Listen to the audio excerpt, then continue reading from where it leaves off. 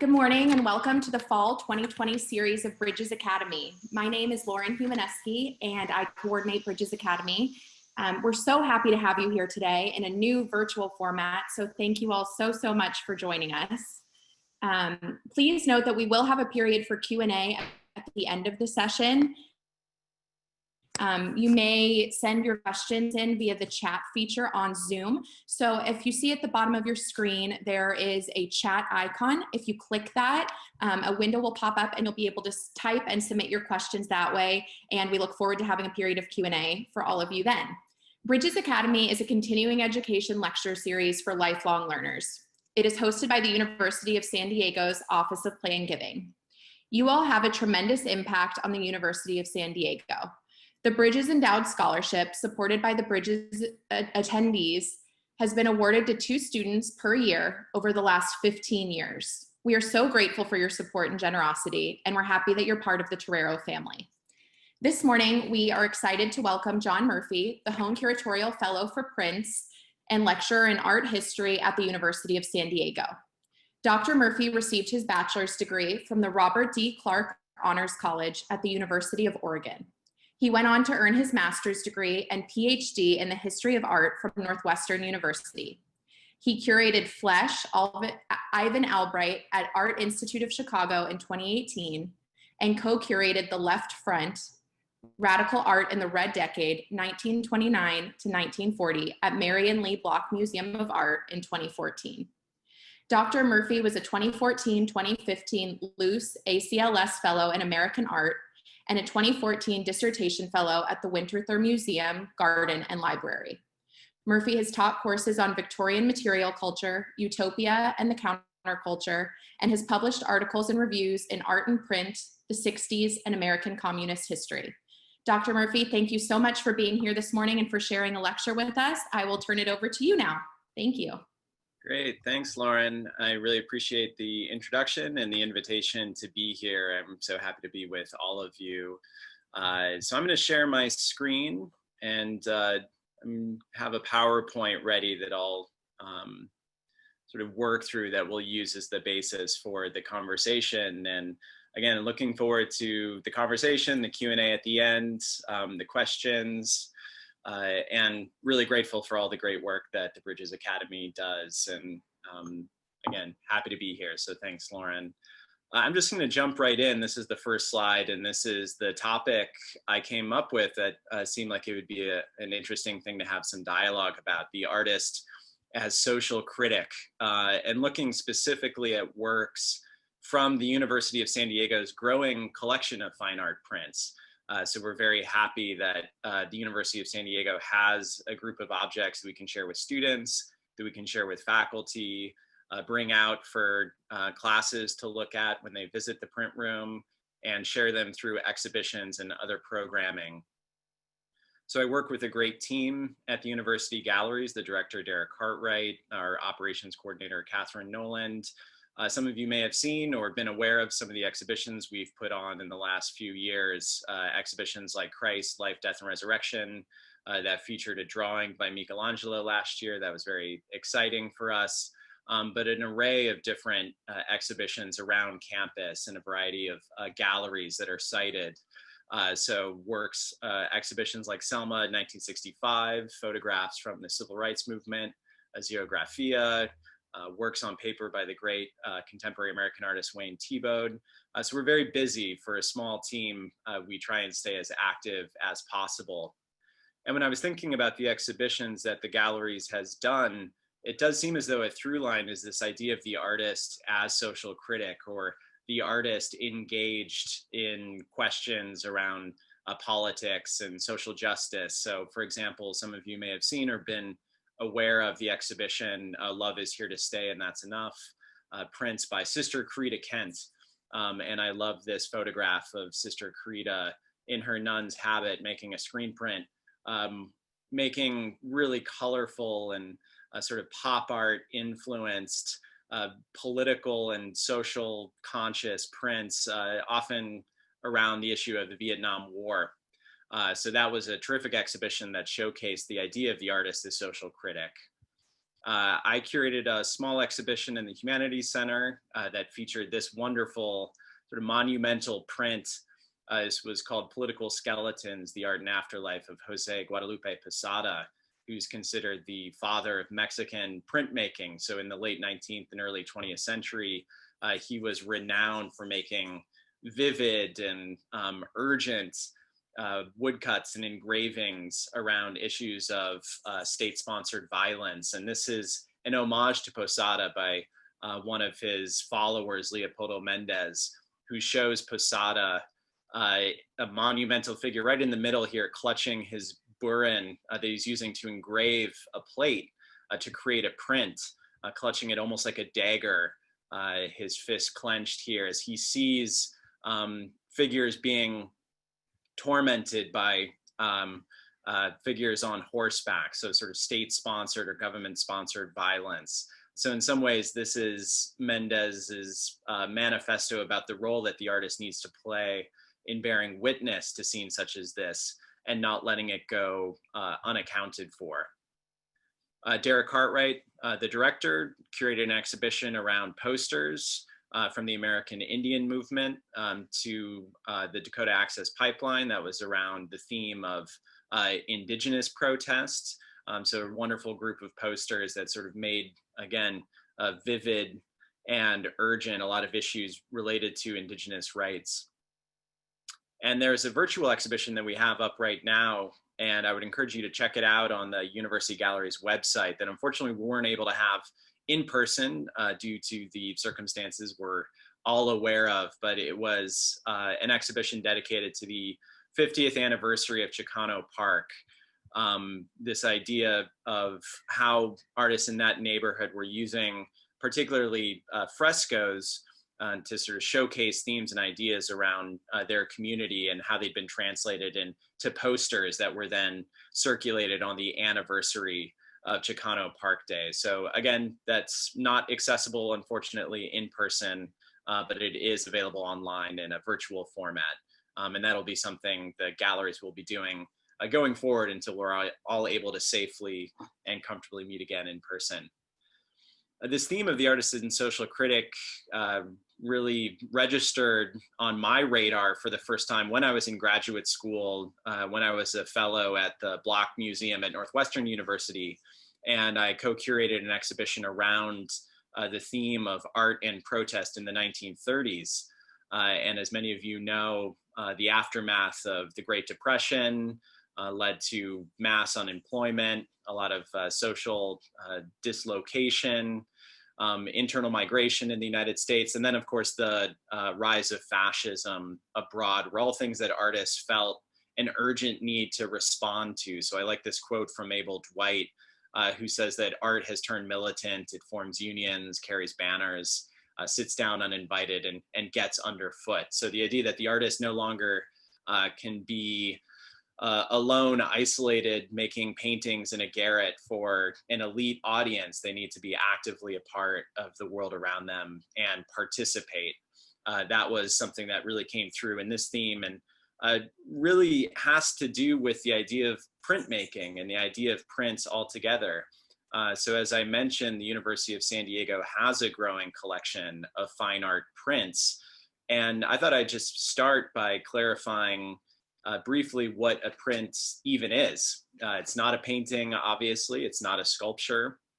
It's a work on paper for the most part. And the elements of a print, I mean, really what you need is ink, paper, and then what's called a matrix. So a matrix is what you're making the print from. So if you're making a woodcut, for example, that would be a wood block is the matrix. If you're making an etching, it would be a copper plate, a lithograph, a limestone block.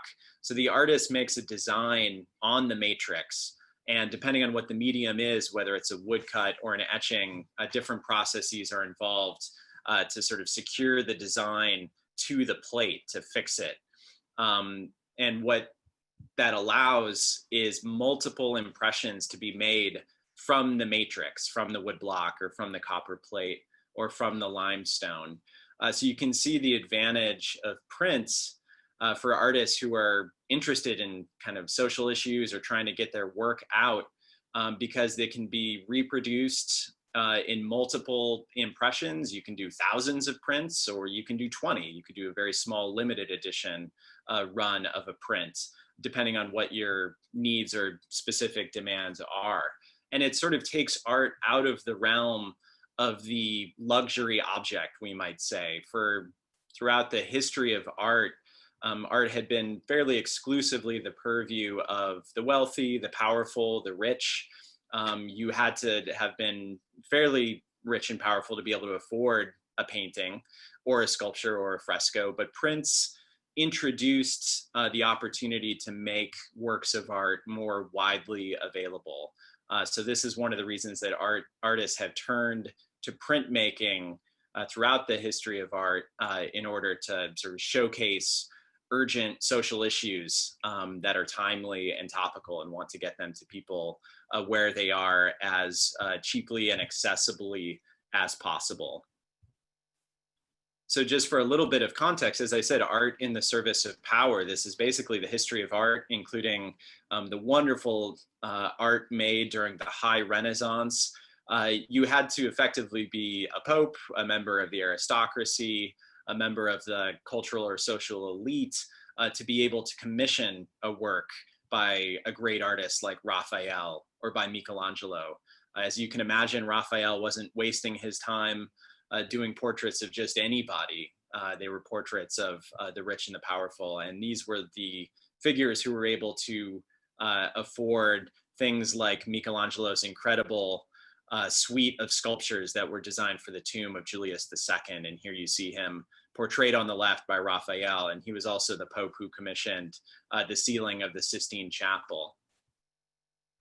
You could think of images of great leaders and generals and emperors. Bernini's great statue dedicated to Constantine the Great that's at the Vatican, or Jacques-Louis David's equestrian portrait of Napoleon at the St. Bernard Pass from 1800. Throughout the history of art, paintings and sculptures, as I said, had largely been confined to the commissions of patrons representing church and state or military, who were able to pay the money that was necessary to get someone like David to make a monumental painting like this, or for Bernini to make a sculpture on this scale. So the everyday person, people like you and I, the working class, the poor, even the middle class, were pretty much, shut out of the market for luxury objects like painting and sculpture. That changes, of course, and I'm just going to give a very kind of capsule summary of some of this history without going into too much depth, but certainly the Protestant Reformation was a major turning point when this began to shift. So the availability of relatively cheap paper was a big factor in this. The invention of the printing press, of course, and social and cultural shifts such as the Protestant Reformation, where it was really a battle of images, you might say, as much as anything.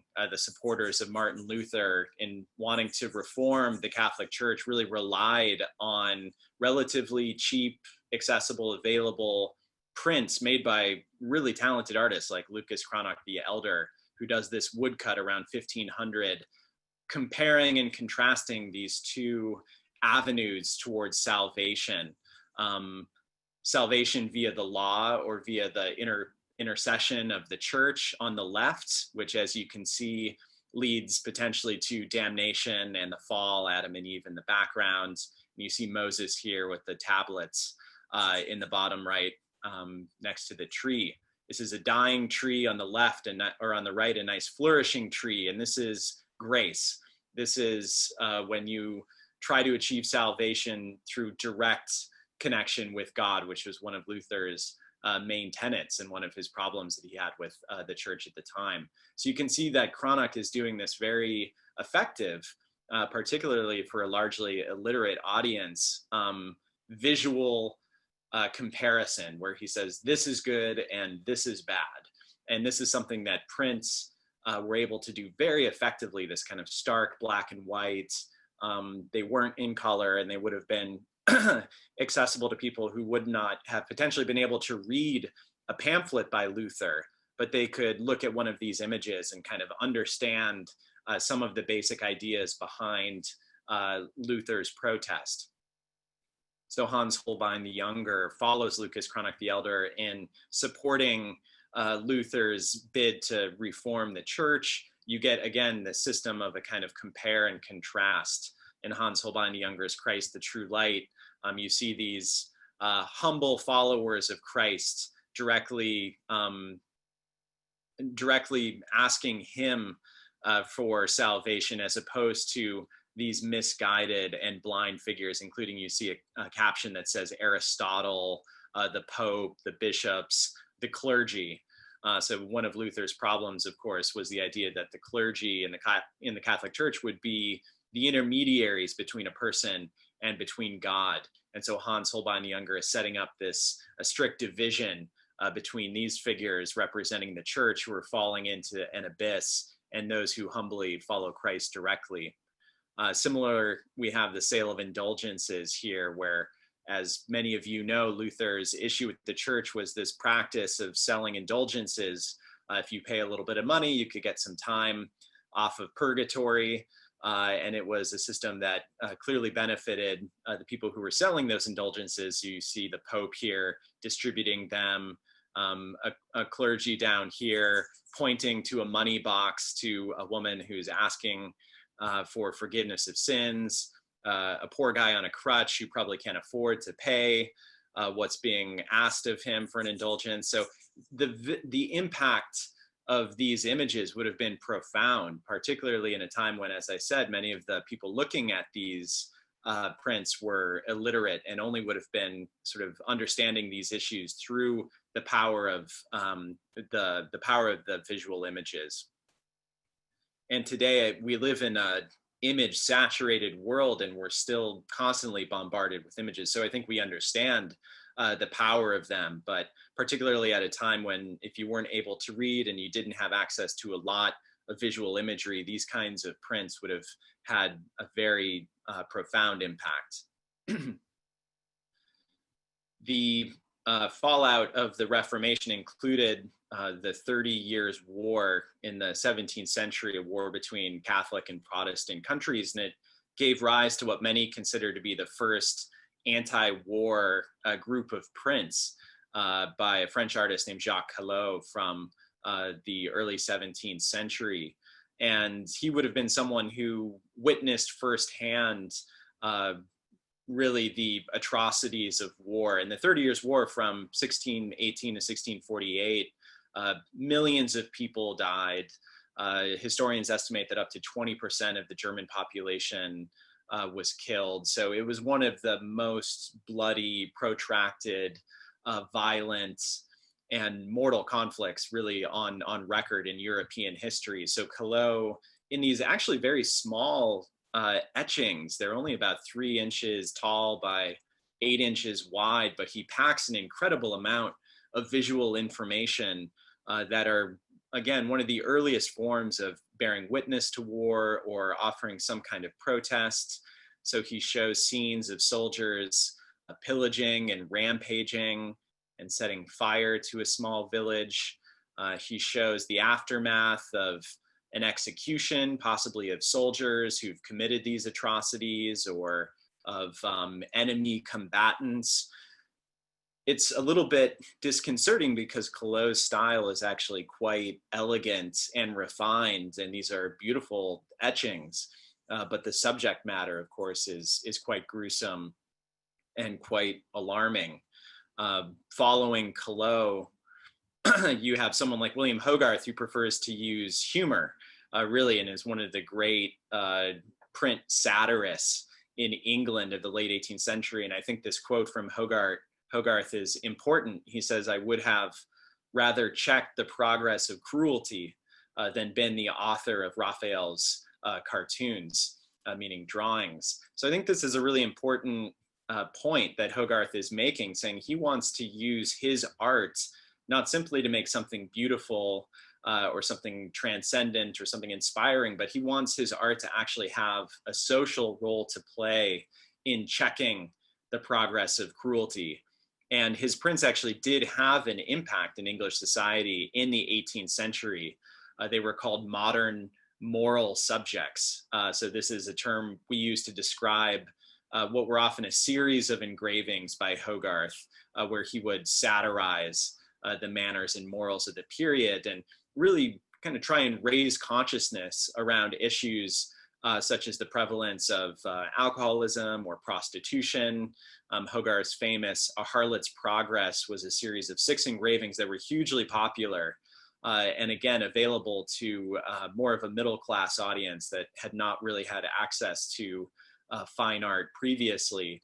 And it tells the story of a young woman who's come from the countryside seeking employment, we think probably as a seamstress, who's very immediately sort of drawn into the web of a procuress who sees her potential as a prostitute. And Hogarth includes, you almost read these engravings like a book, the various characters in them that he's able to capture so quickly and so vividly.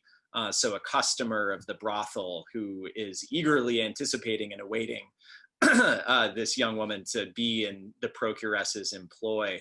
The parson who seems to be ignoring what's happening with the young woman right in front of him, whose gaze is distracted and whose horse knocks over these items here in a sense of imminent peril and danger.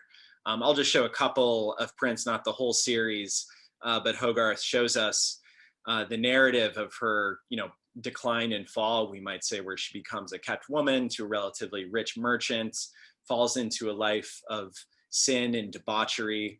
Here, one of her lovers is quietly leaving the scene, and she knocks over a table to distract her other lover from seeing the departure of this character. So Hogarth is including a lot of incidents, and it's inspired by English theater and by the rise of the novel as well, which is happening in England concurrently. Of course, it ends terribly with our protagonist's death at a very young age. And this is the scene of her wake, her coffin, and you can see the carousing of all the other characters indicates that her passing is not being mourned with a great deal of gravity or seriousness. So this is Hogarth's warning in a way of the wages of sin and what happens if you fall into a life of sin and debauchery. So there's this sort of didactic quality to his prints where he's trying to instill moral virtue by suggesting what happens when you don't follow the righteous path. And one of my favorite prints of Hogarth's is this image, really a wild and kind of crazy engraving, Gin Lane, from the middle of the 18th century, which did have an impact on English society. It actually helped support the Gin Act of 1751 because there was a gin craze. It had become a real social problem, the sort of rampantness of alcoholism. This is a print I like to show incoming freshmen in the print room as my own modest way to warn them of the sins of drink and debauchery. And Hogarth really goes to town in terms of, suggesting all the horrors and terrible things that happen if you fall prey to this temptation. Most obviously here, a gin-addled woman with syphilitic sores who's ignoring the plight of her falling baby, who's falling out of her arms. So infanticide is one potential effect. Figures selling what they own to a pawnbroker, a carpenter selling his saw, a woman selling her cooking utensils, so the lengths to which people are willing to go to get money to buy gin. The very active distillery here in the background, a source of fighting and activity. A poor figure up here who's committed suicide out of despair. And one of the only thriving businesses in this part of the squalid part of London is an undertaker. So we see this coffin being advertised as a sign and a woman being put into a coffin here. So Hogarth is really trying to scare people into not sort of supporting the gin industry and trying to support this act of parliament. And he used it, again, this kind of compare and contrast system that printmakers would often do. This is good and this is bad.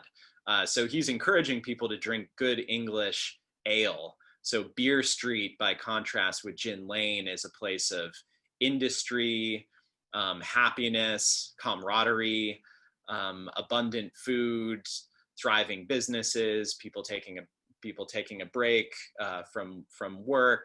So this was again, the kind of visual strategy that so many social artists as social critics would employ, is good versus bad, a kind of system of compare and contrast to get a sense of which of the two you should be, which of these two lives you should be following.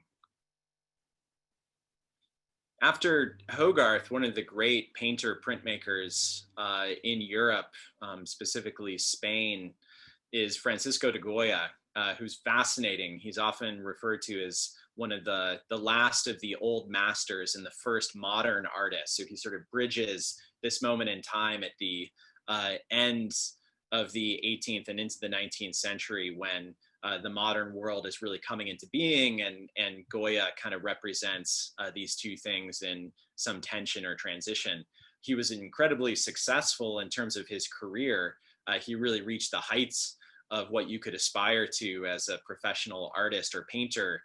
He was court painter to the King Carlos IV, or Charles IV of Spain. This is a portrait of his family. He includes himself in the background. So Goya reckons himself important enough maybe to not be illuminated here, but to even include himself in this royal portrait that he does. But he had this other fascinating private side to his work as an artist. I think this is one of the things that makes him so modern.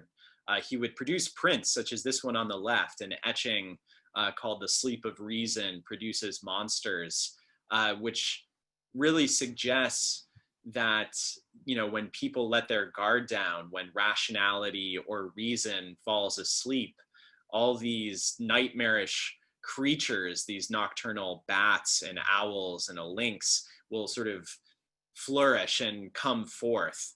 So we think this is possibly a self-portrait of Goya, who's fallen asleep working on one of his paintings or prints, and who's now being beset by all these nocturnal creatures. And Goya has continued to inspire artists to today. This is a work we have in the collection at USD by a Mexican artist named Enrique Che Goya, paying homage to Goya, his predecessor, and sort of bringing it up to date into the 20th century, suggesting that the sleep of reason produces the monsters of nuclear holocaust, for example. You see these mushroom clouds, and the death of arts, this kind of funeral pyre of music and painting and culture.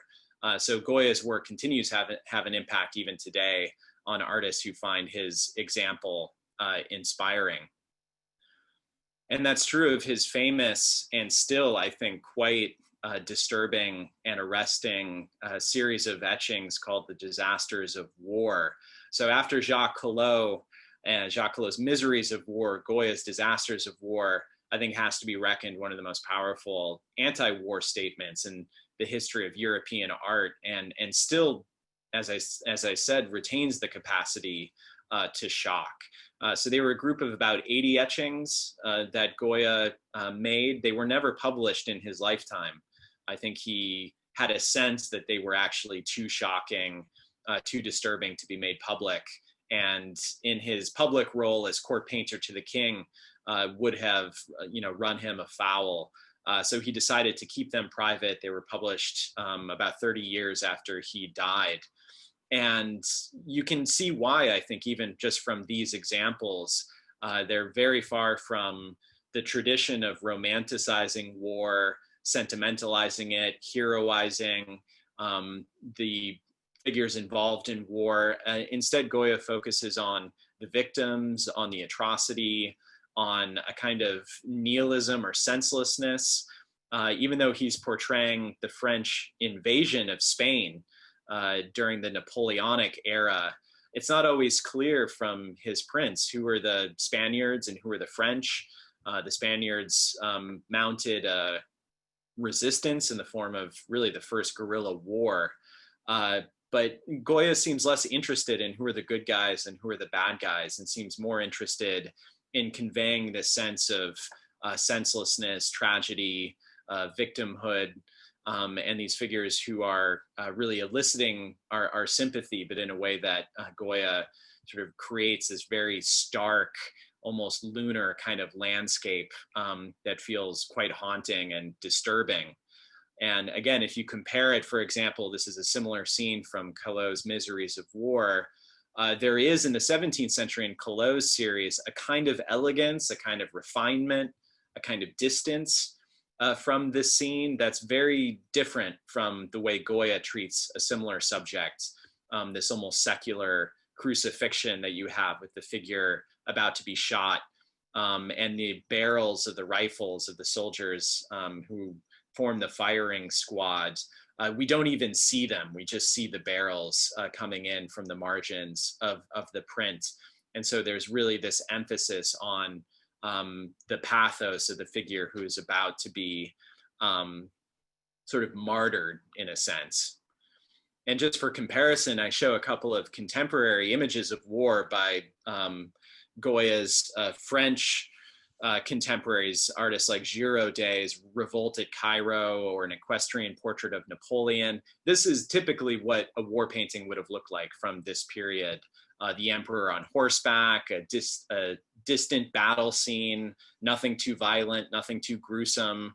Even though there's a lot of activity here and a lot of melee, it's all actually quite structured, and we focus on the heroism and really physical beauty of the two warriors who are here about to square off against each other. A French soldier facing down an Arab warrior who's holding up a fallen comrade. It's all quite aestheticized and beautiful, and is, you know, kind of meant to inspire us that war is a noble and virtuous thing.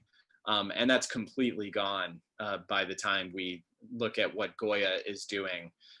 You know, figures vomiting on a pile of corpses, you know, bandits stealing clothing from figures that have been killed. No romanticizing, kind of brute, unvarnished reality, which is a far cry from what viewers would have been accustomed to. And then a sense of mourning, and a sense of grief, and a sense of trauma, and a sense of, again, in this lunar landscape, how bereft of life this whole world has become. It's really quite poignant, quite moving, and I think still really has the capacity to sort of shock and stir emotions. On a slightly lighter note, in the 19th century, one of the great artists as social critics is Honoré Daumier, and his friend, the publisher Charles Philippon, who were really thorns in the sides of the monarchy in France. This was during what was called the July Monarchy in the 1830s, when the citizen king, so-called Louis Philippe, was pretending, or at least had the reputation of being a friend to the people, but Daumier and Philippon were having none of it. They were really quite accusatory and harsh in their visual criticism. So Philippon famously sort of hit on the resemblance between Louis Philippe, with his sort of pudgy jowls here and narrow head, and a pear. And apparently in French, the word for pear at the time sort of suggested a dunce, or a simpleton, or a fool. So Philippon made the most of that comparison, transforming Louis Philippe slowly into a pear. And Daumier here portraying the king sitting on his throne, consuming all of the goods being brought to him by this, you know, sort of poor and impoverished group of people, a woman with her child, and they're taking it up the plank in the form of taxes that are being consumed by this, you know, gargantuan figure here. And Coming out the other side, we might say politely, are all these sort of gifts and decrees and commissions and deputations to his cronies, basically a kind of crony politics. So Daumier and Philippon are examples of the consequences that were very real for artists who were willing to be critical of the monarchy and critical of power. Both of them went to prison for about 6 months and paid rather steep fines for the affront to the king. And Louis Philippe instituted some fairly punitive censorship laws as a consequence of images like this circulating in the popular press. In our collection, we have a really wonderful example of a caricature that Daumier did of a parliamentarian, a figure named André Dupin. And if you look closely, sort of his coat of arms has a wind vane because he was known for being something of a blowhard, and bags of money, suggesting that he was amenable to bribery. So Daumier's gift for caricature is really unmatched in the 19th century, and he's someone who used it to try and sort of puncture the arrogance of the elite. Lithographs, so we saw with Daumier, those were examples of lithographs, and Käthe Kollwitz made many works in a variety of different print media, lithographs being one of them. And it kind of has the quality almost of a drawing, a kind of crayon drawing here. That's one of the appealing things for artists about lithography, is it can be kind of quick and sketchy, and there's an immediacy to it. And Kollwitz is really one of the patron saints of the artist as social critic, one of the patron saints of protest art. Incredibly moving and powerful images, particularly of grief, and the grief of mothers whose sons have been killed in combat. So Kollwitz knew this theme quite personally. Her son Peter was killed in the First World War. She had a grandson who was killed in the Second World War.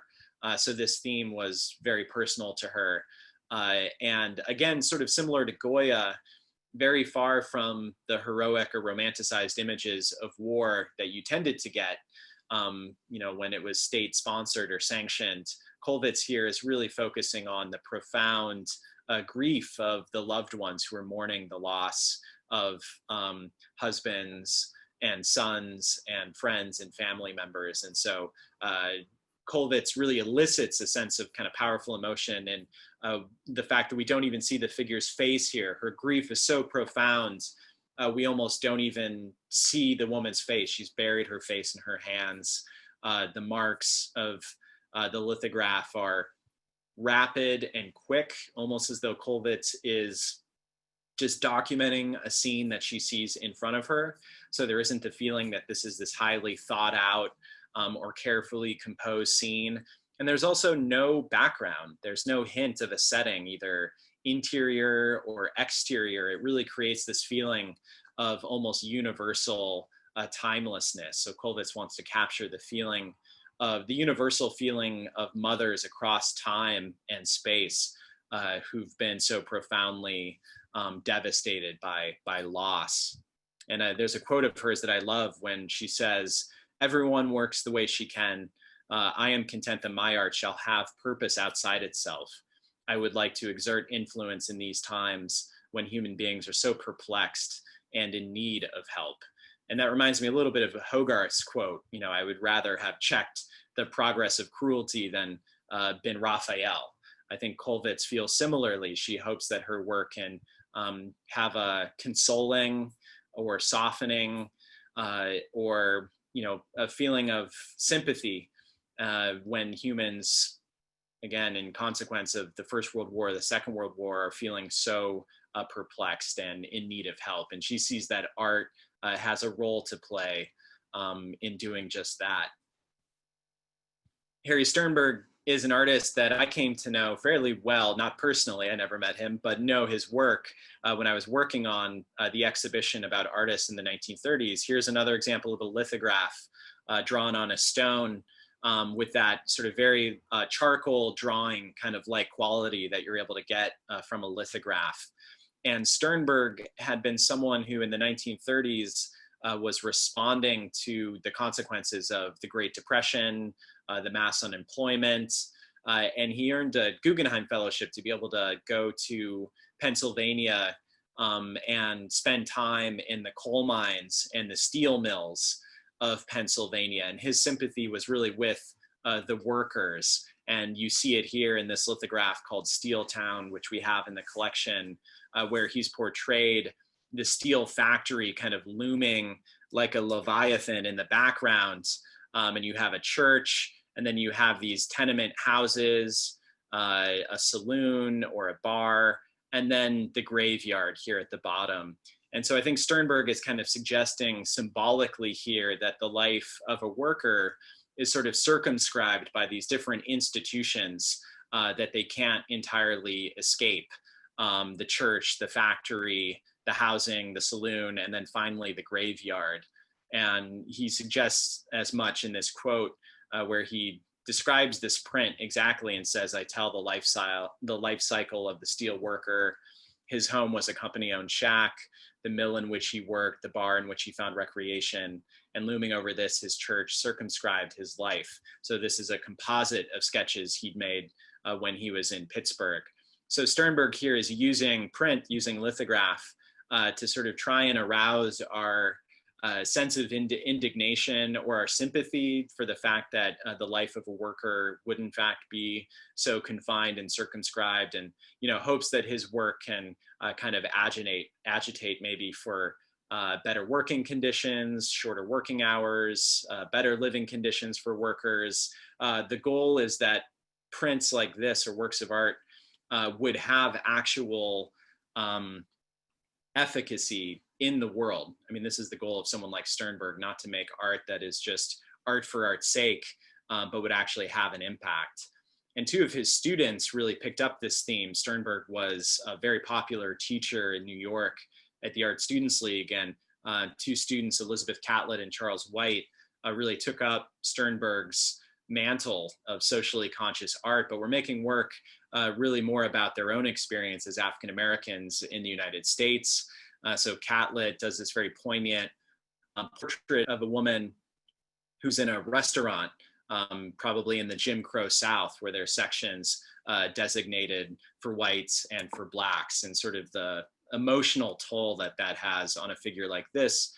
And I think calling back very deliberately to images of Christ as the man of sorrows. There's a kind of religious iconography that artists like Catlett are drawing on. And Charles White, in this series of wanted posters that he did, harkening back to runaway slave wanted posters, lithographs from the civil rights era in the late 60s and early 70s, this sort of crinkling paper, suggesting newspaper of runaway slave ads. And these two dates that he inscribes in the lithograph, 1619, the year that the first ship of slaves arrived in Jamestown, and then 19 ? So kind of raising this question of whether or not slavery has ever been entirely eradicated from the United States, or whether to some degree it's ongoing. And then this X that suggests the loss of identity of figures that are coming from Africa to the United States. One of Charles White's students, so we have a kind of lineage here from Sternberg to Charles White to Kerry James Marshall, who was a student of Charles White's at the Otis College in Los Angeles, then sort of takes up Charles White's example and wants to portray African Americans who'd largely been left out of the visual culture with the kind of dignity and majesty, you might say, of royalty or aristocracy. So if you can think back to the beginning of the slide presentation when I was showing you images by Raphael and Michelangelo and Jacques-Louis David, those were the kinds of figures that were celebrated, right? Generals and popes and kings and emperors. And Kerry James Marshall very consciously uses the composition of a lot of those kinds of portraits, this half-length portrait, the figure gazing off into the distance, this kind of regal bearing, but he's portraying an anonymous, handsome, young African-American figure. This is Marshall's way of both participating and drawing influence from the history of Western European art, but also wanting to change it at the same time. It's one of the things I appreciate about Marshall's work is he's extremely well-versed and well-studied in the history of art, and by no means wants to do away with it, but he wants to take some of its tools and techniques and styles and transform them. So this almost looks like it could be the portrait of a nobleman or a king from the early modern period. And he's taken it and done this etching circa 2010 to kind of suggest what's been left out of art history. And that continues with even gifts that we received. This was a generous gift from Art Hazelwood, referring a screen print that refers to the Black Lives Matter movement. And he's actually drawing specifically on the example of Jose Guadalupe Posada, who I mentioned at the beginning of this presentation, who would distribute these so-called street gazettes, so woodcuts or engravings that were distributed literally on the street and cost a penny, and would have these kinds of social issue topics. And so Art Hazelwood is taking that idea, transforming it, and making it relevant to today. I'll just finish before we get into the Q&A portion, which I want to allow plenty of time for, by saying a lot of virtually all the works that you saw in the presentation today are in the collection of the University of San Diego and are available to the campus community and the broader community. Anyone can make an appointment with me if you want to look at some Hogarth, if you're in a pessimistic mood and want to look at some Goya. They're really there. They're there for you. They're there for the students. They're there for faculty, for classes, and the broader community. So it's always a pleasure to have people in the print room taking work out and making it accessible to the broader community. Works come into the collection in a variety of ways, most often gifted. We rely a lot on donations. We have some funds to make acquisitions. One of the exciting programs that we have is student acquisitions. A fund generously sponsored by Legler Benbow, which allows for students in groups as part of an art history class to propose a print for the galleries to acquire. And it's a kind of competition. It's fun. It's usually a group of 4 or 5 students. There's maybe 4 or 5 groups in a class, and they each propose a print that they think the gallery should own and should acquire, and they have to say why it's important, why the artist was significant, how it could be used in a variety of different curricular contexts for different classes. And it's always inspiring to see what the students come up with. And many of the students, as you can imagine now, are really interested in the question of sort of diversifying the collection and making sure it's representing a broad spectrum of different voices. So in the Humanities Center in the spring, there's going to be an exhibition curated by a student, drawing mostly on the works acquired through the Benbow Fund, these beautiful Salomon Huerta aquatints, for example, that deal with questions of identity in really beautiful and kind of subtle ways. So I encourage anyone who has a chance or is around, if and when we're able to meet in person, to check that exhibition out.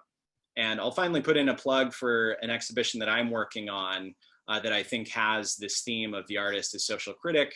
It's a retrospective of prints by a contemporary Native American artist, Marie Watts, whose work deals, I think, very consciously with kind of indigenous history and indigenous rights.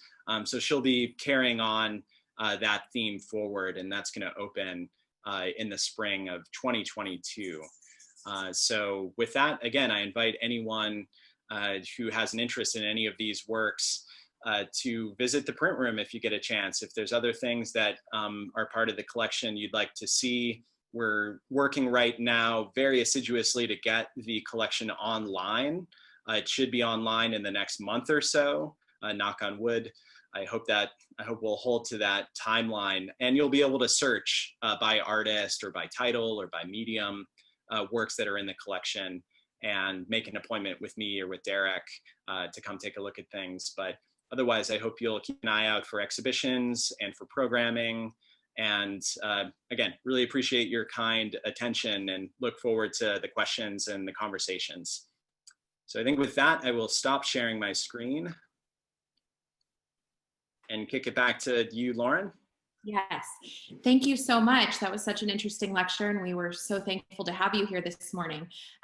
One question, and I know you touched on this a little bit, what types of criticisms did these artists face? I know you talked about censorship laws at the time. Can you touch on that a little bit? Yeah, no, that's a great question.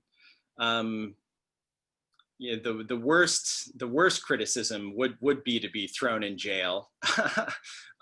So as I said, Daumier, for example, and Charles Philippon went to prison for 6 months and faced a very steep fine and censorship. That lithograph I showed of Gargantua was never actually published. That was the work that got him in hot water.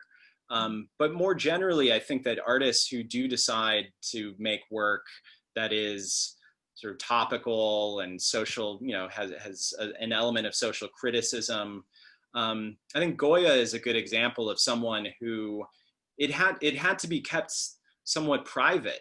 The Spanish Inquisition was still very active in the Spain of Goya's time, and a series of etchings that he did called Los Caprichos, he actually took out of circulation. They were very briefly for sale, and then he got wind of the fact that the Inquisition was going to be interested in talking to him about his prints, some of which had sort of anti-clerical themes. So yeah, running afoul of the Inquisition would be one. Censorship, getting tossed in jail. Frankly, too, we've recently had the incident of the Charlie Hebdo massacre, political cartoonists in France who were killed.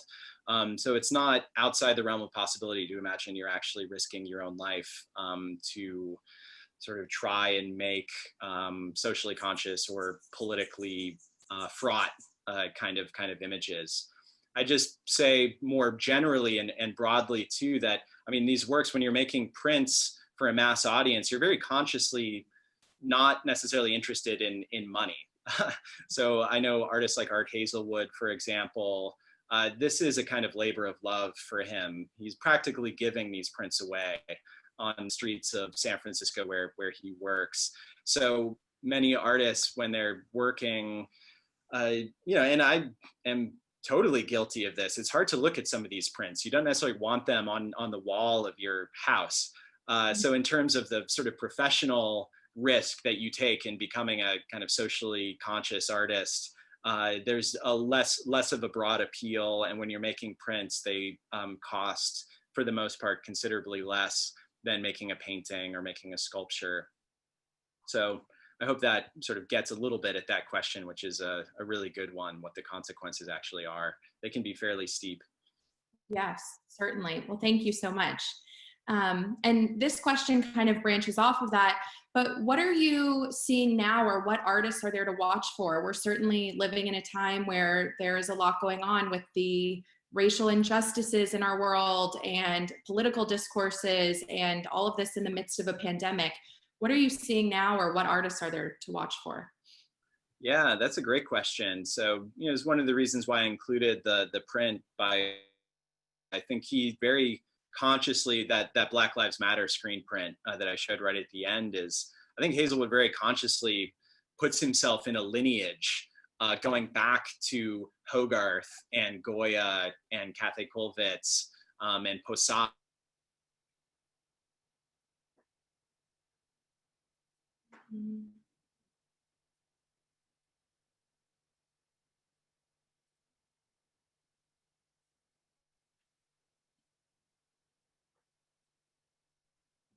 In terms of honoring first responders, honoring the nurses and frontline workers in hospitals.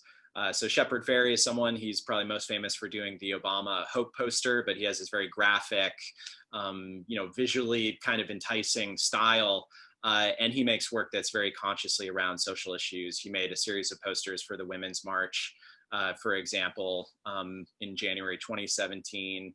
So Banksy, Suko, there's a group of artists who are extremely active. I think Sue Ko, a New York-based artist, is another one who very consciously is following in the legacy of Goya and Daumier, and sees it as part of their responsibility as artists to not be removed from the world around them, to not be these kinds of ethereal beings who exist outside of our shared world.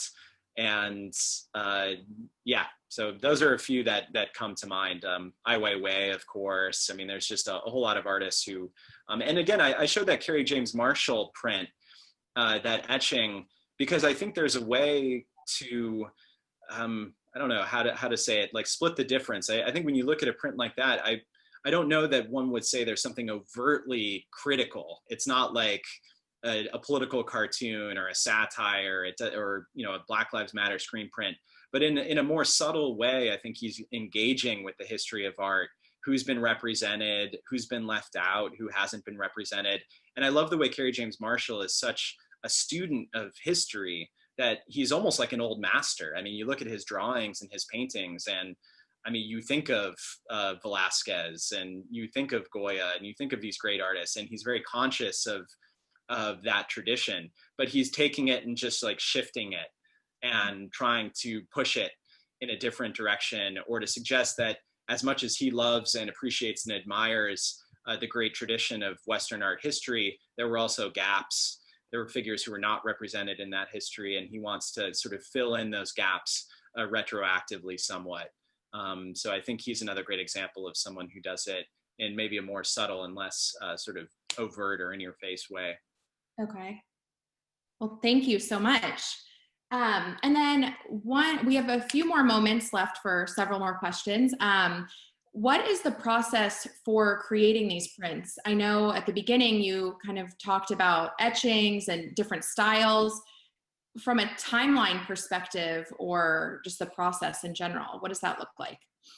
Yeah, no, it's a great question, and it varies from medium to medium. And some can be really sort of down and dirty and happen fast. You can make a screen print fairly quickly, or you can make an incredibly involved, complex, multicolor screen print that takes a long time and is very arduous. At the most basic level, you either have what are called relief prints or intaglio prints, which basically means you're either the design is either sort of above the surface of the matrix that I described. So if you're making a woodcut, for example, you have a wood block and you carve the design into the plate, but you carve it in the negative. If you can kind of picture this would be easier if I had a wood block in front of me, but you carve it in the negative so that what stands in relief above the wood block that's left after you've carved is what is going to appear in black as the design. That's what's going to be inked, and then you press the paper to it and it comes off the block, and the image is in reverse, but it's in relief that's standing sort of proud of the surface of the block. In intaglio printing, like etching, which comes a little bit later, and the sequence is like woodcut is first, then engraving, then etching, then lithography is a little bit later, and most recently screen printing. And in intaglio printmaking, say you're making an engraving, you're carving, again, into a copper plate, but the ink goes into the recesses. So you're not inking the part that's standing proud of the plate, you're inking the part that's dug into the plate. Very labor intensive, very skilled work. And one thing that's worth noting with woodcuts and engravings is the person who made the design was often not the person who was making the print or actually carving the woodcut. So Albrecht Dürer, for example, would make a design, and then he would hand that design over to people that was their job, was just to carve the wood block, because it was so hard to do and required such technical skill.